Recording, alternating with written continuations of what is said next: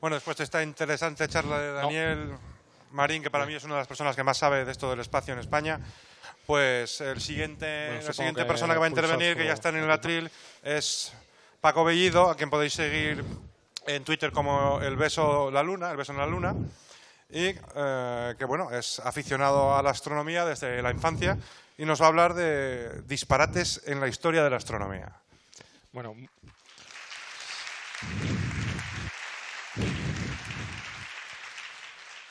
muchas gracias a todos por vuestra asistencia. Bueno, yo soy uno de los pocos no científicos de esta jornada, entonces, bueno, soy astrónomo aficionado desde pequeño y soy muy aficionado también a la historia de la astronomía. De la historia de la astronomía todos sabéis muchas cosas. Conocéis los trabajos de Kepler, de Tycho Brahe, de Galileo, pero hay una especie de cara B de la astronomía con una idea un tanto disparatada, menos conocidas, que son las que hoy os quiero traer, ¿no? Es un poco injusto, con las ideas del hombre del siglo XX, reírnos de las paridas que soltaron en el siglo XVII, porque, claro, cada visión del cosmos en una época determinada pues está imbuida de la idiosincrasia de la sociedad del momento. Para un hombre del siglo XVII, la astrología era una cosa que estaba muy presente. Nosotros ahora nos reímos. Bueno, algunos hay que leen el horóscopo en el periódico todavía, pero la mayoría de la gente que ha estudiado un poco y tal, pues la astrología la toma como lo que es, una pseudociencia y algo que no tiene ningún valor. Pero en el siglo XVII sí que tenía valor, ¿no? Un cometa en el cielo, y bueno, un cometa en el cielo en el siglo XVII se veía, ahora no, ahora hay un cometa y te enteras por las noticias y te tienes que ir de la ciudad a verlo. En el siglo XVII no había contaminación lumínica, si había un cometa en el cielo lo veía todo el mundo. Y un cometa en el cielo significaba un desastre. La palabra desastre hace referencia a astros que nos son desfavorables. Es una de esas impregnaciones que tenemos en el lenguaje proveniente de la astrología, y no es la única. También la palabra considerar, por ejemplo, sideros estrella, y considerar pues hace referencia a tener una visión global de todos los astros para ver si nos son favorables o desfavorables. En otros idiomas también hay este tipo de impregnaciones. En italiano, por ejemplo, a la gripe se la llama influenza, por ser una influencia de los astros. Y bueno, aquí veis un grabado del siglo XVII de un astrónomo polaco. Este bueno, en aquella época se puede decir que eran aficionados, pero que hicieron, Hevelius, por ejemplo, hizo el primer mapa lunar en condiciones, ¿no? Hevelius era un cervecero, tenía una fábrica de cerveza en Polonia, pues imaginaros el éxito que tenía, y tenía dinero suficiente como para dedicarse a su gran pasión, que era la astronomía. Entonces, él hizo un libro sobre cometas, y aquí podéis ver que los cometas tienen forma de espada, porque un cometa en el cielo significaba problemas en la Tierra, significaba guerra. A lo largo desde que el primer astrónomo babilonio miró al cielo hasta antes de ayer, todavía hay muchos misterios en el universo que no hemos solucionado. Tenemos la materia oscura, la energía oscura, si existen multiversos o no, algo que no está claro. Hay un montón de misterios. Y claro, en todos estos siglos ha dado tiempo a muchas páginas disparatadas, ¿no? Os quería comentar algunas así de pasada. Seguro que muchos conocéis la genealogía, el origen de la Tierra, que hizo James Ussher. Este fue un clérigo irlandés que, estudiando la Biblia, pues en base a la duración de la vida de cada personaje de la Biblia, pues calculó que el origen del mundo fue en el año 6000 y pico antes de Cristo. Además, el tío afinó y dijo la hora, fue por la tarde. Lo que es menos conocido es que en España también hay una aportación de este tipo. Hay una monja española que se llama Sor María Jesús de Ágreda, más conocida como la Dama de Azul, que es muy seguida en México porque, por lo visto, estuvo mucho tiempo en México a pesar de no haber cruzado nunca el Atlántico, pero es una de estas que conseguían aquello de la bilocación, se aparecía en México, y ella supo, por revelación divina, que el universo nace en el año 5199 a.C. y su método es mejor que el de Asher porque ella lo sabe por revelación divina, ¿no?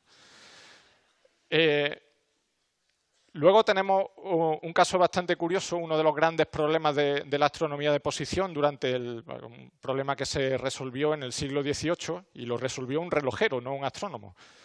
El gran problema era el cálculo de la longitud en el mar. Sabéis que la latitud geográfica, si estás en un barco, es muy fácil de calcular. Mides la distancia desde el horizonte a la estrella polar y ya sabes la latitud.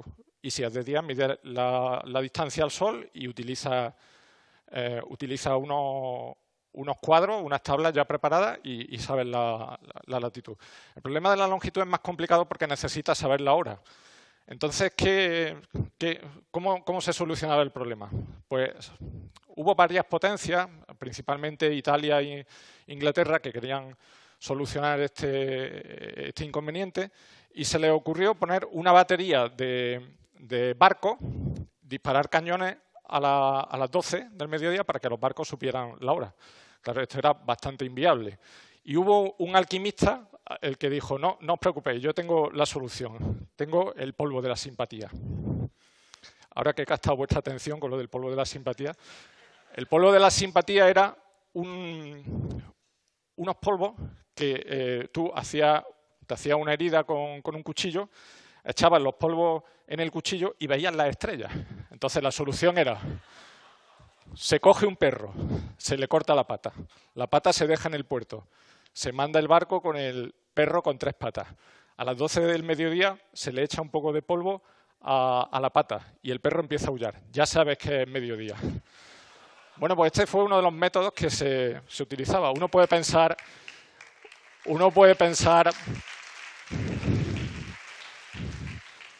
bueno, que un barco se perdiera tampoco era tan grave. Pues sí, era muy grave, porque recordad que en aquella época estaba lo del escorbuto. Cuando un barco se perdía, eran cientos de vidas de marineros que se perdían. Y de perros.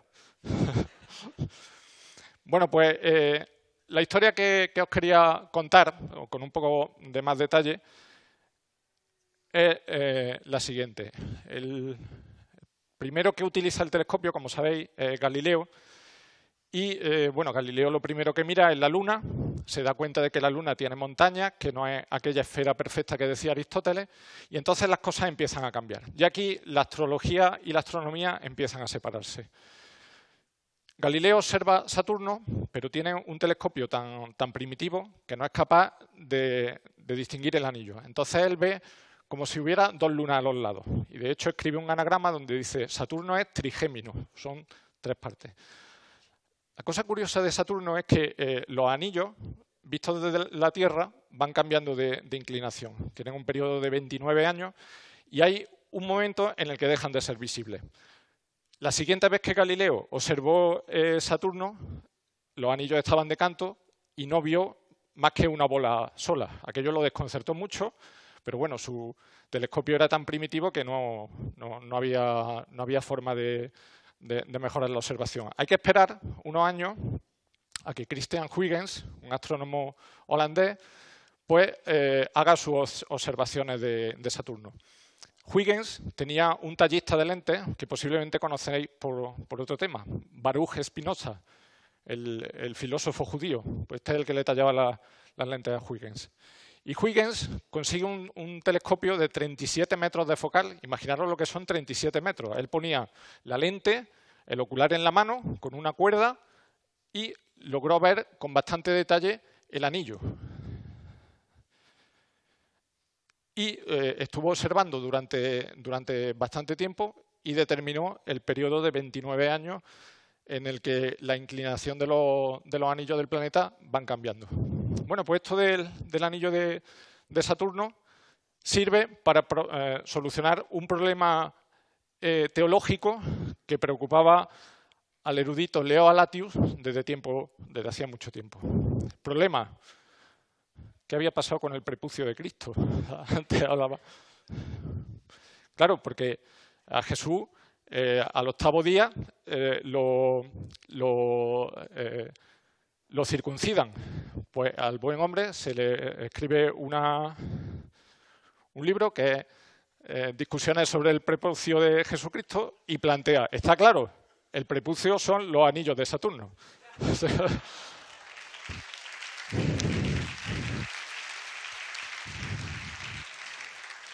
Y nada, lo único que siento es que a partir de ahora, cuando veáis los anillos de Saturno, nunca volveréis a verlos de la misma forma. Muchas gracias.